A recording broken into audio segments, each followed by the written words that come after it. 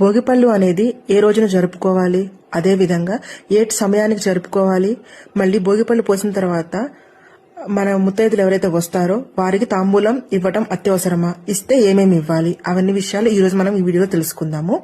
ముందుగా భోగిపళ్ళు వచ్చేసి మనకి ఈ సంవత్సరం 14వ తారీఖు భోగిపండ్ల వేడుక జరుపుకోవాలని పంచాంగ శాస్త్రవేత్తలు ఫిక్స్ చేశారు. అదేవిధంగా ఆ రోజు సాయంత్రం సూర్యాస్తమయానికి 48 నిమిషాల ముందుగానే ఈ కార్యక్రమం మొదలు పెట్టాలి. అంటే ప్రతిరోజు సాయంత్రం 6 గంటలకు సూర్యాస్తమయం అవుతుంది అని మనకు తెలిసింది కాబట్టి 6 గంటలకి 48 నిమిషాల ముందు అంటే సుమారుగా 5 గంటల 15 నిమిషాలకి ఈ కార్యక్రమం 5 గంటల 15 నిమిషాల ముందే మనము మొదలు పెట్టుకోవాలి అనమాట. అంటే మనం దాదాపుగా 4 గంటల నుండి, ఎందుకంటే పిల్లలకి అన్ని రెడీ చేసి చుట్టుపక్కల వారికి మార్నింగే చెప్తాం కాబట్టి అందరూ వచ్చి మనం అక్కడ భోగిపళ్ళు అన్ని సెటప్ చేసేసరికి ఎంత లేదైనా 4 గంటలకు మొదలుపెట్టి 4:30 అయిపోతుంది. సో మీరు అప్పుడు స్టార్ట్ చేసినా కూడా అందరూ వేసి కార్యక్రమం ఫినిష్ చేసేసరికి 5:15 లోపునే ఇదంతా ప్రాసెస్ అయిపోతుంది అనమాట. ఎందుకంటే చీకటి పడ్డాక ఈ భోగిపళ్ళు వేసిన ప్రయోజనం లేదు అంట.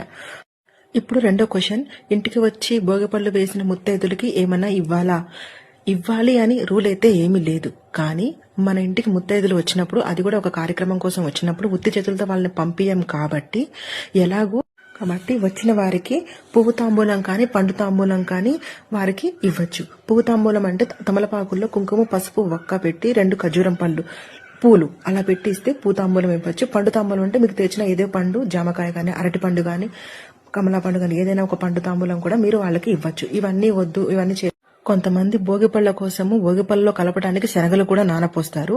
సో వాటినే ఈ తాంబూలంలో పెట్టి ఇచ్చేయచ్చు. కుంకుమ పసుపు పూలు ఈ శనగలు కలిపి వాళ్ళకి బొట్టు పెట్టి ఇచ్చేయచ్చు.